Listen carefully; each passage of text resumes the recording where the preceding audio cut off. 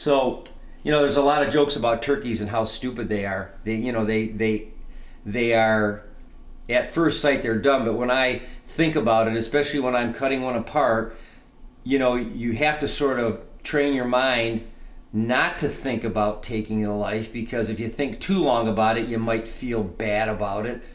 We try to give them as good a life as possible while they're on Earth, and then I try to be as gentle and as swift as I can when I kill them so that they don't feel anything. I am sharpening the shakula, which is my chopper. This is what I take their head off with. This is a real handy little deal. You can actually, if you're good with it, you can skin and do a lot of things with it. But basically, it's a great knife to chop the head clean off. And so, I always like to get it nice and sharp, which is about where it's at. I'm not a great knife sharpener, so I find that I use these interchangeable blade knives where you can use it for a couple of birds and it'll start to dull a little bit, and you can pop the button and the blade comes out and you can put a new one in. Same with this one here, a little different brand, but this is a real nice little knife for getting in a tight corner so that you don't puncture the bowel when you're trying to eviscerate them. I don't have any more of these, so I tried to sharpen it by hand. I'll see what it does, but this is I say it over and over again, but when you're doing this kind of work, a sharp knife is the most important thing. I got a couple of different knives, and this one here used to be my kill knife. Now I use it to cut the neck off after I've taken the head off and peeled back the neck skin. I use this as kind of a good tool to go in and break the vertebrae apart and get the neck bone completely off the bird. So this is probably still pretty sharp, but you just sort of keep the blade at a 20-degree angle and bring it across a few times. And like I say, I'm not very good at it, because sometimes I get a sharp edge and sometimes I don't. And this is a little bit a finer stone that you can hone with. You don't want to overdo it. It doesn't take, if you got a fairly decent edge to it, it doesn't take much to bring it back. Today I've only got two left. We've got a male and a female bourbon red, and the heritage birds are like the birds in the wild. They're very, very fast. They fly. They are not going to sit still for me to come in and just grab them and take them away. What I discovered was, my nephew Drew and I, the first year we had heritage birds, we discovered just how their fright and flight mechanism worked. They were just incredibly fast, and if you got them cornered, they just took flight and away they went, and you could never catch them. So I went down to Cabela's and I bought a fishing net with a long handle and a great big one. And so what I'm going to do when I go out there is I've shut the gate off so that the pen is smaller, and we'll get them in a corner and we'll isolate one of them and just bring the net down on top of them and trap them, and then reach in and grab their legs and bring them down to the site where we're going to do the slaughter. Okay, this is the area where we're going to slaughter and eviscerate the birds, and I'll explain a little bit more about it when we get back. But what we're going to do right now is we're going to go out, we're going to use this Cabela's fishing net to catch the heritage birds, because like I explained before, they're very, very fast and they don't want to be caught. So in order to do it, you got to have this. Yeah, these birds are called bourbon reds. They're heritage turkeys. And I don't know if they learn, but these two have witnessed the capture of their brethren about 2 days ago. So I don't know if they're certainly on edge in their calling, and they're sort of sounding the alarm, because I think they know that the jig is up. So I'm going to go in and try to capture the male, the tom, with the net. So, okay, well, let's get in and shut the gate, so they'll take for the hills if I leave the gate open. So anyways, basically I found that if I get them into this corner here, it's a little bit easier to get them. A couple of them have flown, and I've had to actually net them out of the air to get them down to the ground. I try not to hurt them.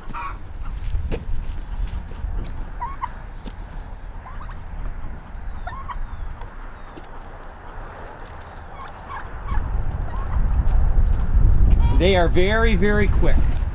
It may take a couple of times to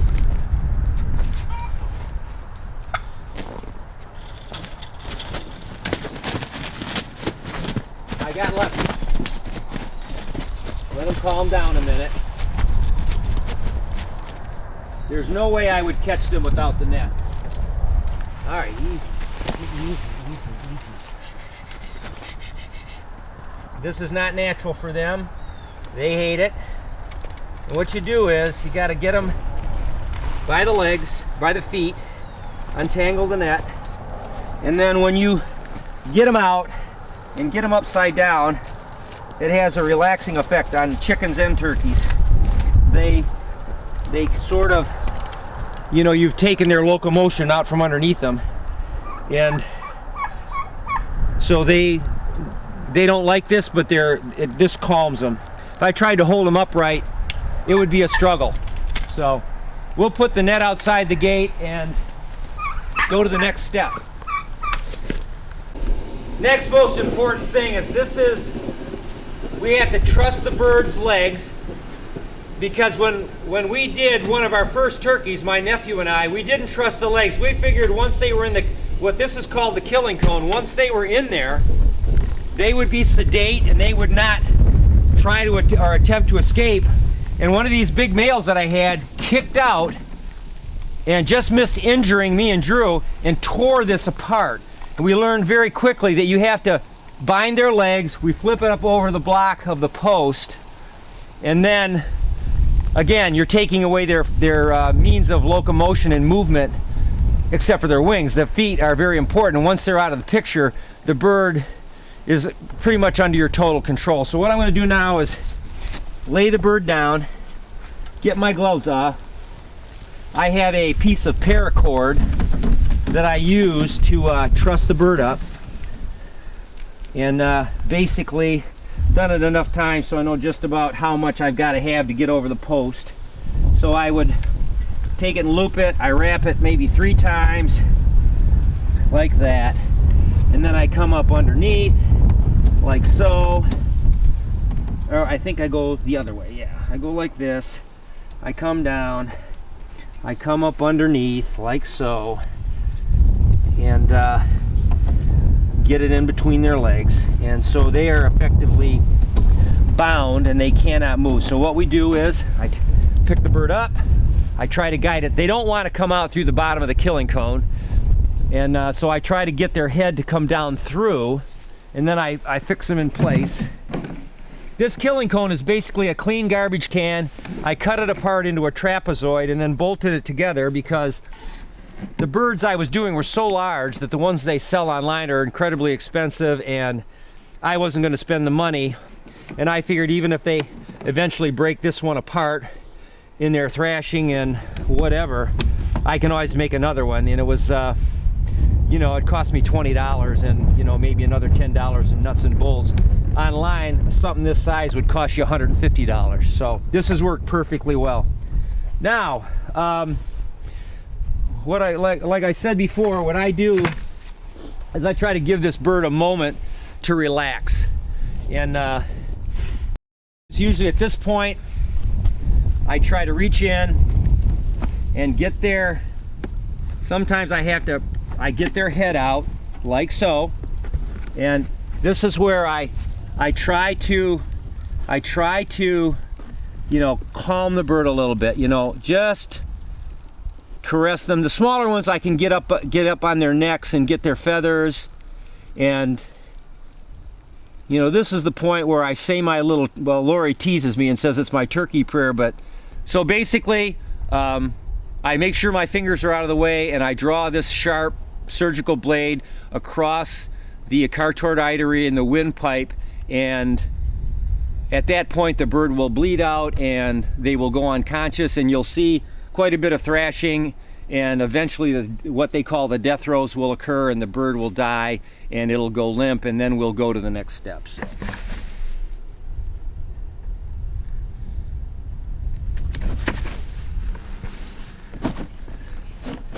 You want that artery to just pour. And like I say right now, it's hard for me to believe that that bird is conscious. What you're seeing is the nerves reacting.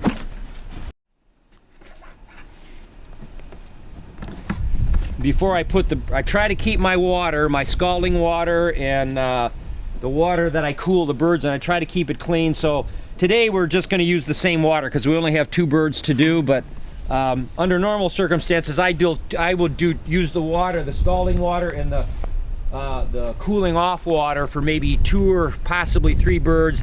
Then I change it, I rinse the containers out, and I put fresh water in just to try to be as sanitary as possible. So we want to sort of clean as much of the blood off as we can, and for the same reason, to keep the water as free from it as we possibly can. So now this 20-gallon aluminum pot is my scalding pot. We use this for boiling syrup as well, but today it's going to be used to scald the birds. Generally speaking, you want the water temperature to be about between 145 and 150 degrees. Right now we're at just under 130, so we'll let the birds sit for a minute and let this water heat up. Once we get it to 145, you dip and you kind of stir and let it, I don't know, I don't really watch the clock anymore. I just sort of have a feel for it. I put the bird in, I rustle it in the water so that the hot water gets to the skin and the feathers. Then I bring it out and I will do a test pull on the hardest feathers to get out, which would be the tail and the wing. And then you dip again, shake it around, bring it out, test. As soon as you can pull a feather out of the wing and the tail very easily, we go over here to we take the bird over and we go into, this is my whiz-bang chicken plucker. Not my design, it was one I got online. There's a guy that I probably has a patent on this, and you can buy the plans and the equipment from him and build your own. So this is my version of the whiz-bang chicken plucker. And basically what you do is turn it on. First of all, it's got a lot of rubber fingers. There's this aluminum plate in the bottom that is turned by a motor. And all these rubber fingers are very flexible. And think of it as a dryer for your clothes. We turn the thing on, get it up to speed, then we drop the bird in, and it tumbles like clothes in a dryer, and it bangs against these rubber fingers and it peels all the feathers off, most of them. We'll get 90% of the feathers off. You don't want to leave the bird in here too long because it does have a tendency to bruise the bird. But if you do it just for the right amount of time, it's amazing that this process doesn't really beat the bird up or tear the skin. Every once in a while it does. The bigger turkeys, I have to actually hold them by one leg. We'll see what this guy does today. The smaller birds, you just drop them in, boom, boom, boom, boom, boom, wham, bam, thank you, ma'am. In a minute, they're completely denuded except for 1 or 2 feathers. You put them on the table, you pull the rest of the feathers out, and then go to the next step. But as soon as we get water temperature, we'll put the bird in here and go to town on it. Now, in order for the feathers to fall out so they don't all collect in the drum, there's a gap between the drum and what they call the feather plate. And the problem is that chickens that are kind of small compared to a turkey, if their neck and head or their leg pops down into the gap, it just pops right out again. But if a fairly good-sized turkey's head gets caught down in there, it's not easy for it to pop out again, and sometimes it'll actually bind up the motor, and I have to turn it off and sort of wrestle the turkey back out into the tub itself. So what I've learned is that if I've got anything over 20 pounds, I usually hold on to one leg and sort of go with the flow, and then I'll switch to the other leg, and sometimes I'll grab the neck, and but this bird today may tumble freely. That one out there, the last one we're going to do, is definitely going to be able to be just dropped in, and it'll be completely defeathered in a matter of minutes. That's good enough. So I usually take the thermometer out of the pot so the bird doesn't submerge it in the water. Come out here and grab them. Bring them over and stick them down in. Get all those legs in there and Stir them around a little bit. Make sure the feathers get all covered. Then you don't want to overdo it. Bring them out. And like I say, I do it a couple times and I test the feathers. So we'll go back down again, get the whole body in there, get the bird, get the water underneath all those feathers, bring them out, and then we just pick a single feather and see if it'll come out. Not yet. Not yet. So maybe hold it down just a little longer.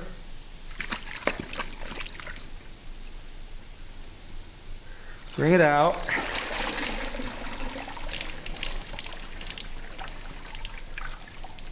Still not coming out. Oh, there's one. Let's do just another one for good measure. See if the tail feathers can come loose a little bit here.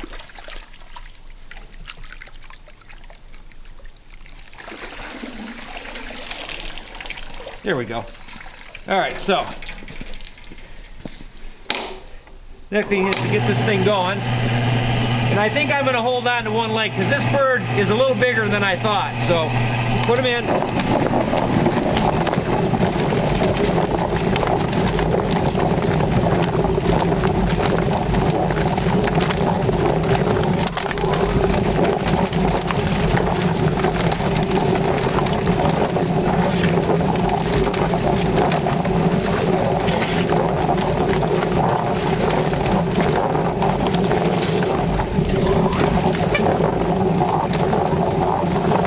Sometimes what I'll do now, you see the legs have gotten caught down in the groove, but they're small enough where they're going to come out again.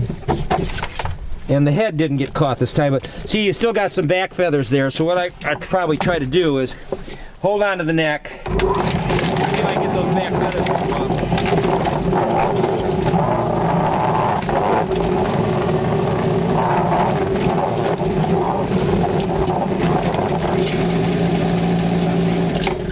We're gonna get a little bit of damage on the bird, so that's probably turkeys. Chickens will come completely clean, but I mean that's a pretty amazing thing because the plucking job is the hardest job.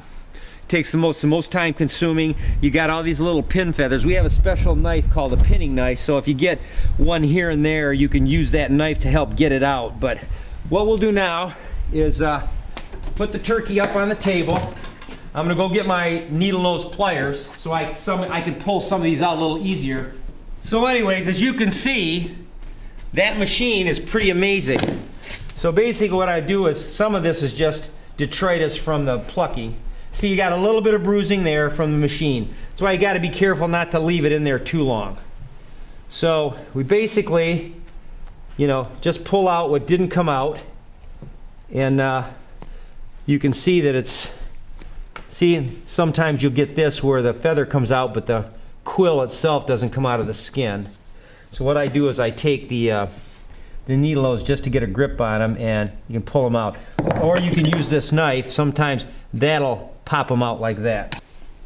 In my case, I tell people, you might find a stray pin feather, but the cooking process is going to take care of that. So, you just have to sort of ignore it. Because I get 99% of them out, but maybe not all of them in the end. So, yeah.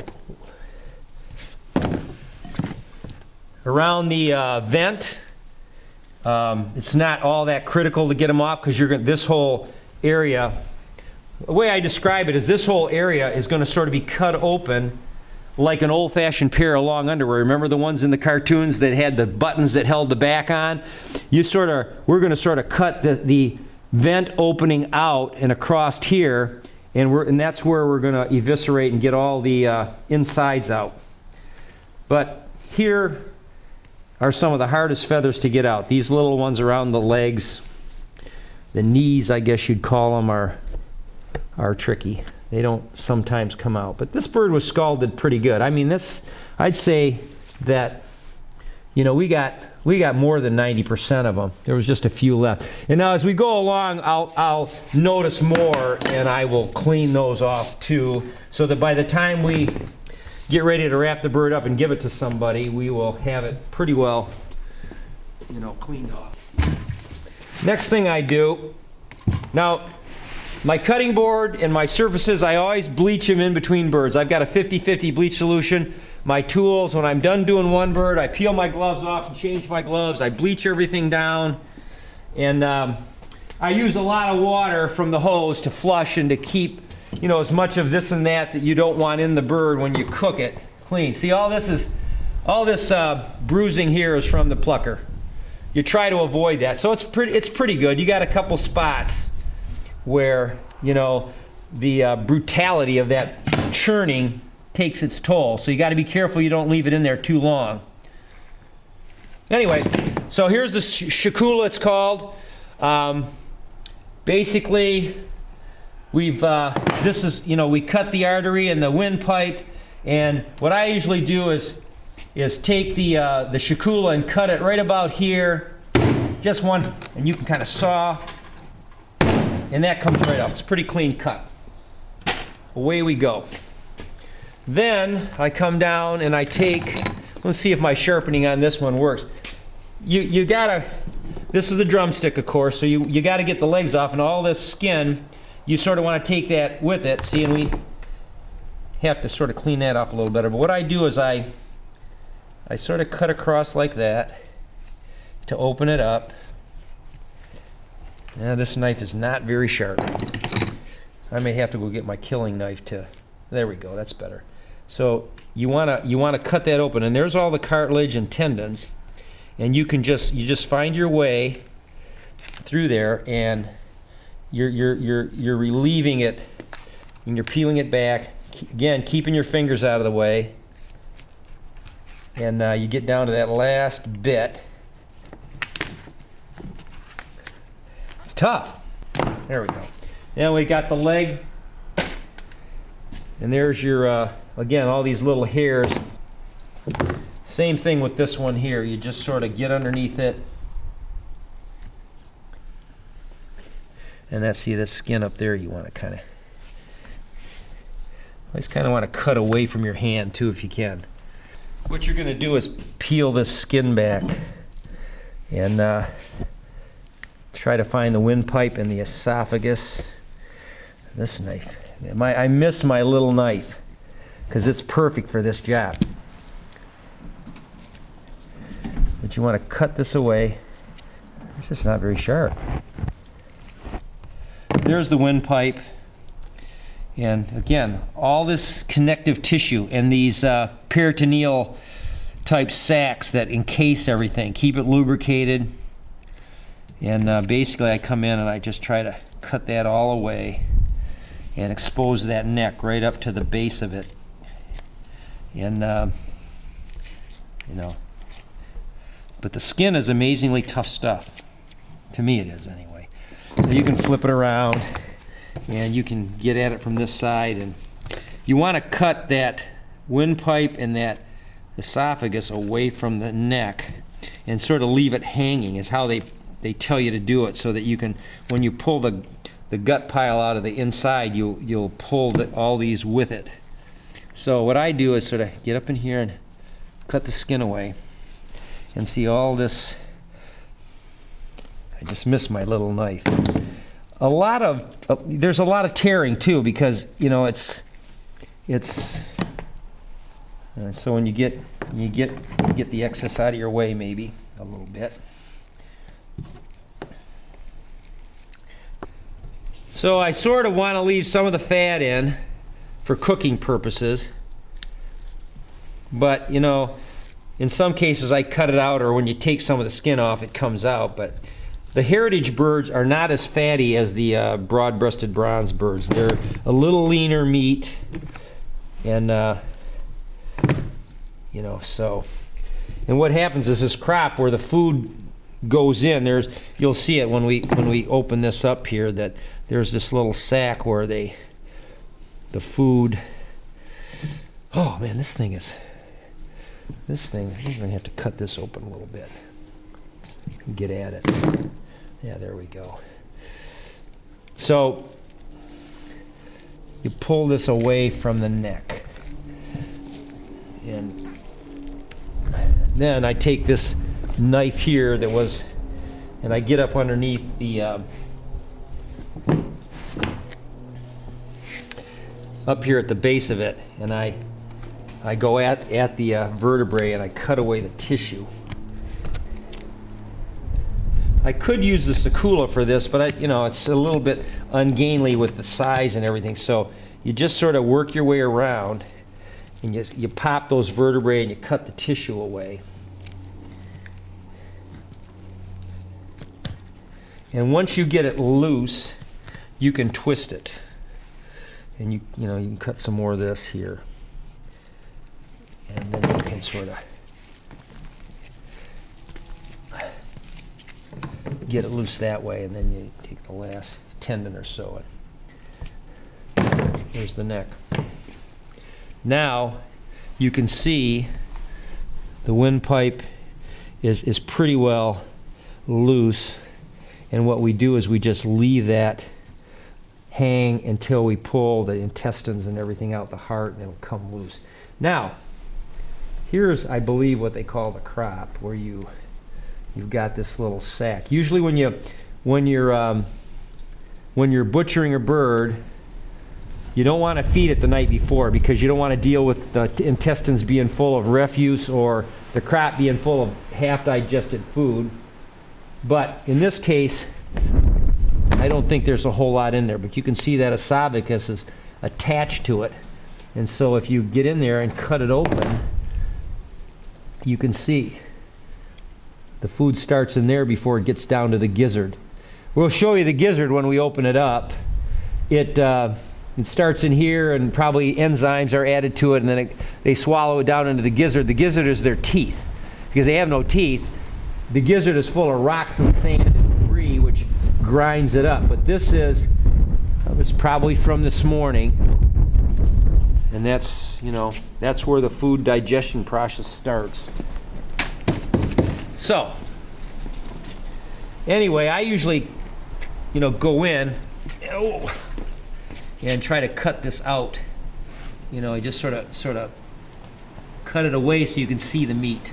See, now once you get that skin loose, you can sort of peel it away, and there's your meat right there.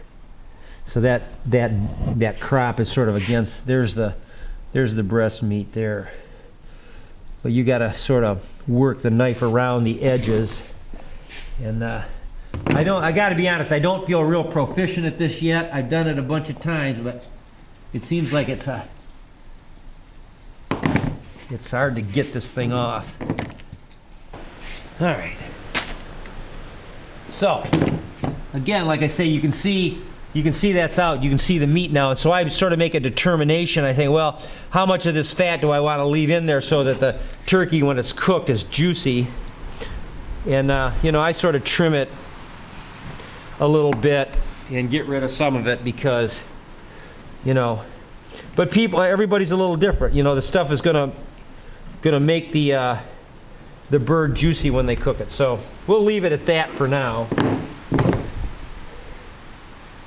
Turn it over. Tricky part here is to cut this without damaging the intestines and getting any of the feces in the meat. The intestines, what I've just learned by trial and error, is you have to sort of cut away. In other words, this is where this little knife comes in handy. So you sort of open it, and see, this is so dull today. Try this one.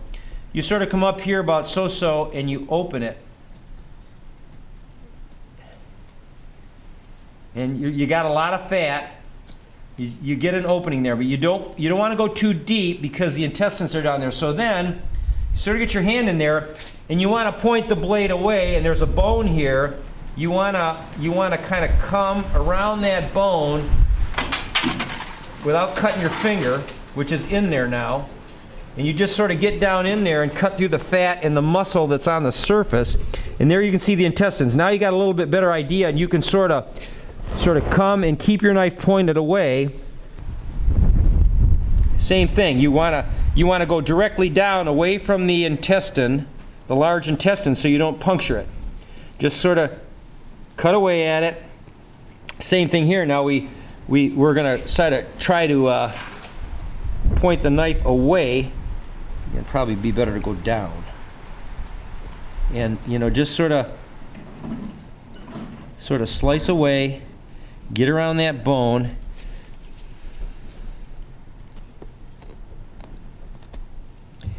And once we get it opened up, then we can sort of, like I say, just gingerly cut that fat and that muscle, because we want to basically pull the entire vent and the large intestine out without puncturing it. So far so good.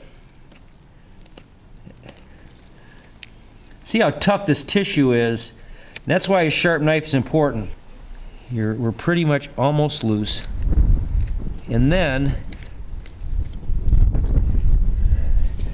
like I say, you just got to sort of be careful, and you don't want to puncture that intestine. And what'll happen too now is when you finally get it all loose,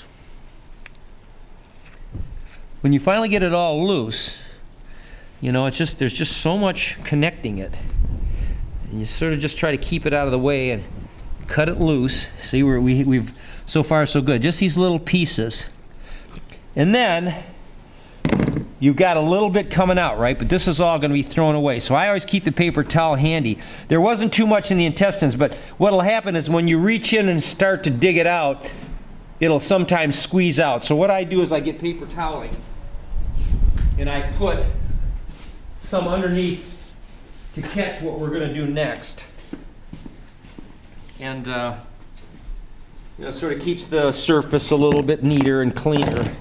And so I get this under here like this, and then you get in here and you get your hand on the gizzard, and out it all comes because you've got it loose. There's the liver and the heart right there. So it's got that nice little peritoneal type sac on it that's got to come off. And now we left all these windpipe, and what you do now is you sort of pull them through. They come through. This is how it's supposed to work.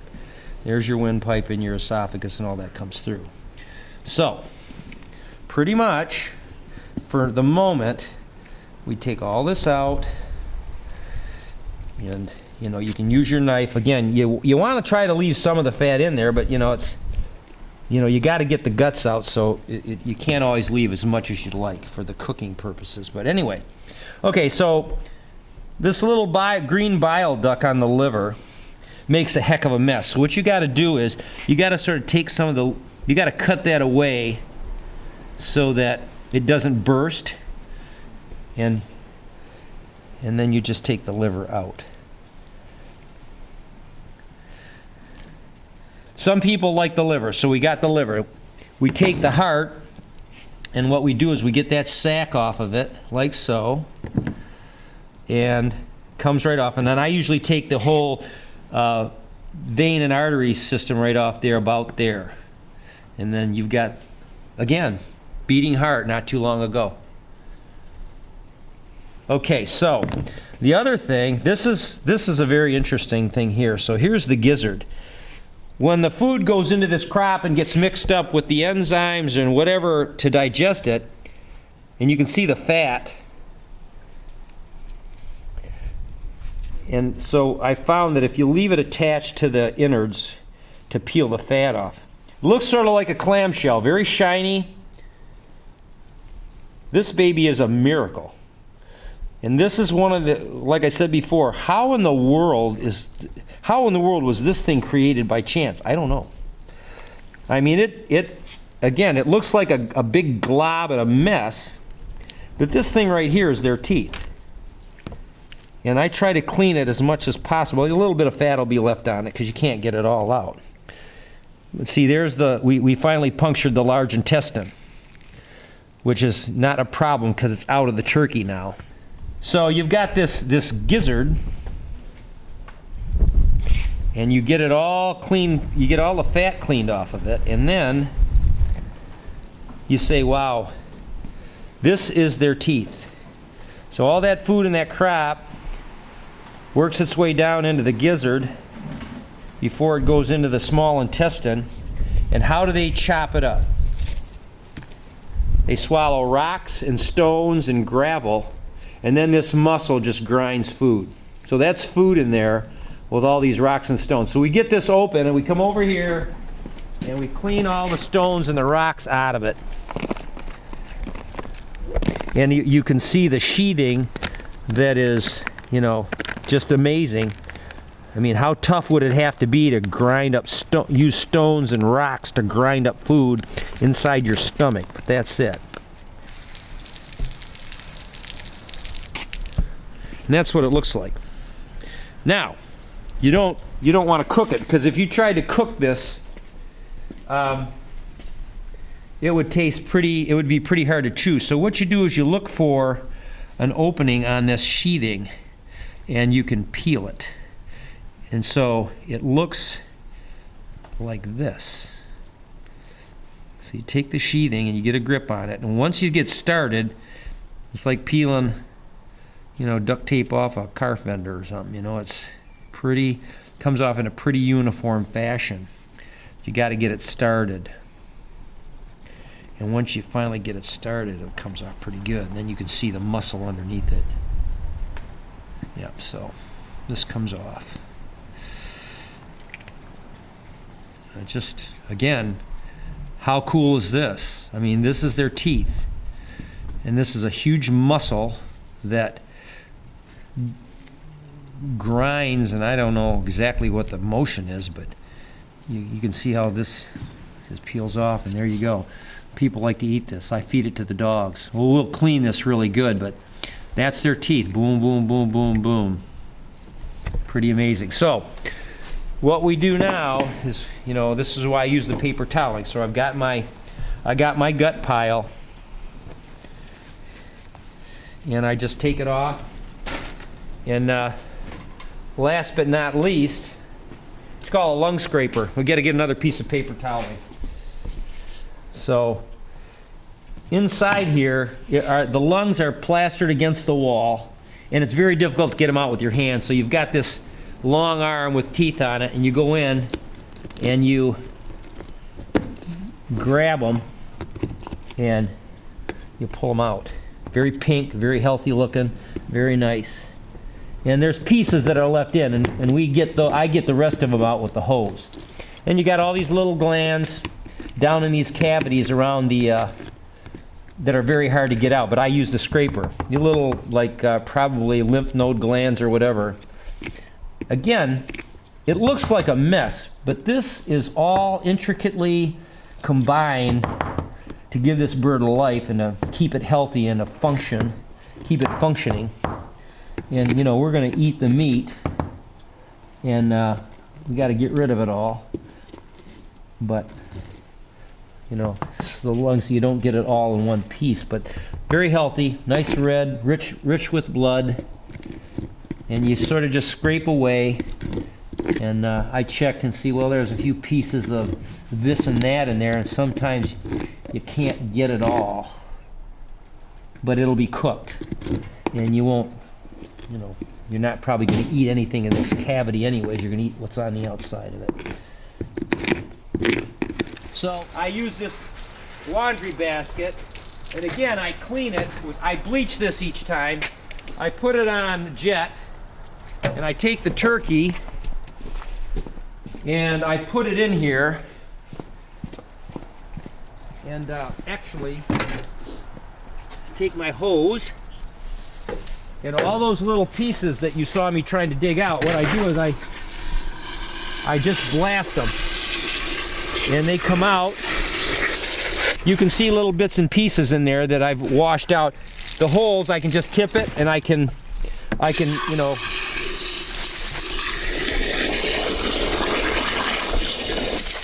so what I do is I also, you know, hose the thing down, and any little bit that's on there that I can hose off, I will.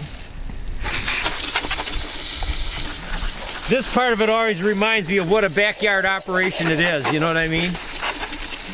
The garden hose is my friend. I'm glad I'm getting to these before the freezing weather comes, because without it, I'd have a hard time getting it done. Now see, I can see a couple of feathers that didn't come out, little stalks that you notice, and you can just take a minute, like right here's one. Just grab that out, and then there's one here. You know, I warn people, you might find a few pin feathers. Once you cook this thing at 325 for 10 hours, it's gonna pretty much be nothing. But I try to get as many of them as I can. Give it a good spray. Okay, so what I do is get this thing sort of squared up, and I get my cable tie on it, and oops, see, there's another feather that probably would come out with the pinning knife. I'll go over it one more time before I package it up and get some of these little oddball ones that are still there. But pretty much what I do is I use these cable ties, I get the legs up together, because once rigor mortis sets in, it's kind of hard to function. I mean, it's hard to get the legs to do anything. So I sort of cross them, and I always forget to tell people to take these ties off before they cook it. I don't want the plastic to melt them into the meat, but I've had people tell me that they don't really melt. So anyway, it's probably a good idea to take them off. But I do that, and then I take it over here. This is ice cold water, and I just drop it in there. And what this does, it cleanses the skin and it cools the meat down. And I leave it in there while I'm doing the next bird. And then, you know, when I get them both done and they've been in, say, the tank for an hour, they come out, I rinse them one more time, and then I take them in and let them dry in a couple of clean bath towels in there, and then we wrap them up and package them. So anyway, that's how it's done.